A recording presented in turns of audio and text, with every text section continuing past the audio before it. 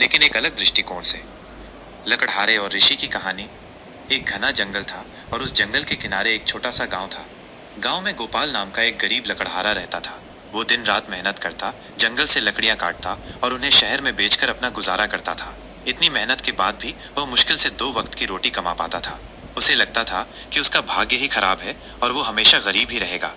एक दिन लकड़ियां काटते काटते गोपाल जंगल में बहुत अंदर चला गया। वहां उसने देखा कि एक शांत कुटिया के बाहर एक महान ऋषि बैठे ध्यान कर रहे हैं। ऋषि के चेहरे पर अद्भुत शांति और तेज था। गोपाल ने सोचा, शायद ये ऋषि मेरे भाग्य को बदल सकते हैं। गोपाल ऋषि के पास गया और उन्हें प्रणाम किया। उसने अपनी सारी दुख भरी कहानी सुनाई। हे महात्मन, मैं बहुत गरीब हूँ। मैं दिन रात मेहनत करता हूँ, लेकिन मेरा भाग्य मेरा साथ नहीं देता। क्या मेरा भाग्य पहले से ही लिखा हुआ है? क्या मैं कभी इस गरीबी से बाहर नहीं निकल पाऊंगा? ऋषि ने आंखें खोली और गोपाल को ध्यान से देखा। वे मुस्कुराए और बोले, पुत्र, तुम्हारा भाग्य कहाँ लिखा है, ये मैं तुम्हें बताता हूँ। तुम मेरे साथ आओ।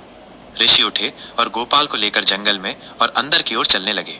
कुछ दूर चलने के बाद वे एक ऐसे स्थान पर पहुंचे जहां लकड़ियों के बड़े बड़े गट्ठे पड़े थे, लेकिन वे सूखी और साधारण लकड़ियां थीं। ऋषि ने कहा, ये पहली जगह है। फिर वे और आगे बढ़े। कुछ देर बाद वे एक ऐसे स्थान पर पहुंचे जहां चंदन के पेड़ थे।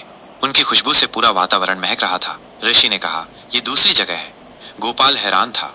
वो समझ नहीं पा रहा था कि ऋषि क्या दिखाना चाहते हैं। ऋषि फिर आगे बढ़े और उन्हें एक ऐसी जगह पर ले गए जहां पत्थरों का ढेर था, लेकिन उनमें से कुछ पत्थर चमक रहे थे। ऋषि ने उनमें से एक पत्थर उठाया, उसे रगड़ा और उसमें से एक छोटी सी हीरे की चमक निकली। ऋषि ने कहा, और ये तीसरी जगह है। ऋषि ने गोपाल की ओर देखा और बोले, पुत्र, तुम्हारा भाग्य पहले से लिखा नहीं है, बल्कि तुम्हारे प्रयासों और तुम्हारी दृष्टि पर निर्भर करता है। उन्होंने समझाया, तुम अभी तक केवल साधारण लकड़ियां ही काटते रहे हो, जो तुम्हें थोड़ा बहुत पैसा देती हैं। लेकिन इसी जंगल में चंदन के पेड़ भी हैं, जो तुम्हें कहीं अधिक धन दे सकते हैं। और अगर तुम और अंदर जाओ तो वहां हीरे भी मिल सकते हैं, जो तुम्हारी गरीबी हमेशा के लिए दूर कर सकते हैं। ऋषि ने आगे कहा, तुम्हारा भाग्य इस बात पर निर्भर करता है कि तुम कहाँ तक जाने की हिम्मत करते हो, कहाँ तक तलाश करते हो और कितनी गहराई तक अपने प्रयासों को ले जाते हो।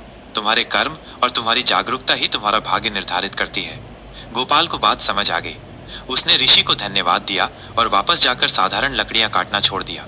उसने चंदन के पेड़ों की तलाश शुरू की और फिर पत्थरों में हीरे खोजने लगा। उसकी मेहनत और बदली हुई सोच ने कुछ ही समय में उसे एक सफल और समृद्ध व्यक्ति बना दिया।